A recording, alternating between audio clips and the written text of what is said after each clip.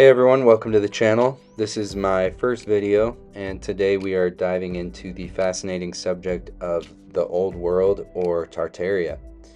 If you're already familiar with this subject, some of what I might say will probably resonate with you. But I was introduced to this topic years ago when I found the work of John Levy, and ever since then I've been following him and other researchers as well. I'm based in southern Utah, and I often come across what I believe are remnants of the old world, so I figured it was time to start sharing what I find.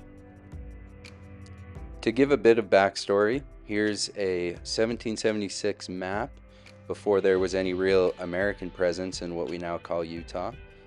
This map, created by the Spanish, is known as the Dominguez-Escalante map.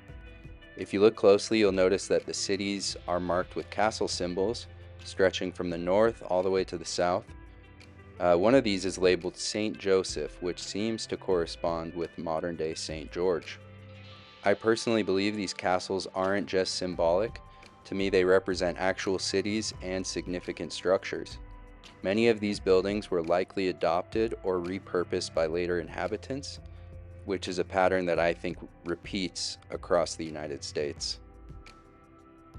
Today's focus is an abandoned mining town a few miles north of St. George called Silver Reef.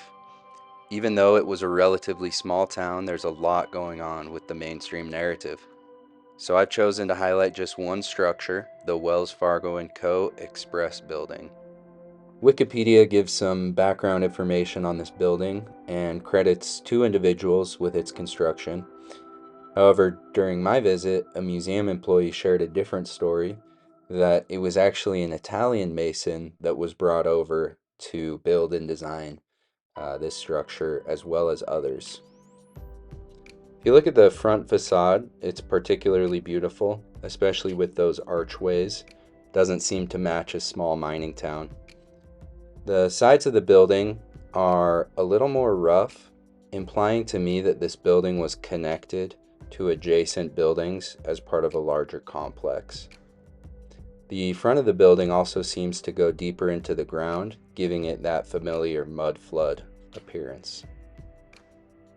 If you're familiar with this field of research, what I'm going to show you next will probably set off some alarm bells. So according to the Wikipedia page, just a few years after the town had been established, nearly the entire area was destroyed by fire. Newspapers at the time even reported that it had been, quote, Chicagoed, which is a term that raises eyebrows, particularly because most of the buildings were supposed to have been built out of stone or brick. While I was exploring the area, I came across massive piles of rubble and the remains of stone buildings scattered everywhere across the landscape. It's hard to believe that these were all simply destroyed by fire, especially just several years after they were built. It's my opinion that the residents here were inheritors of structures that already existed, just like many of our major cities.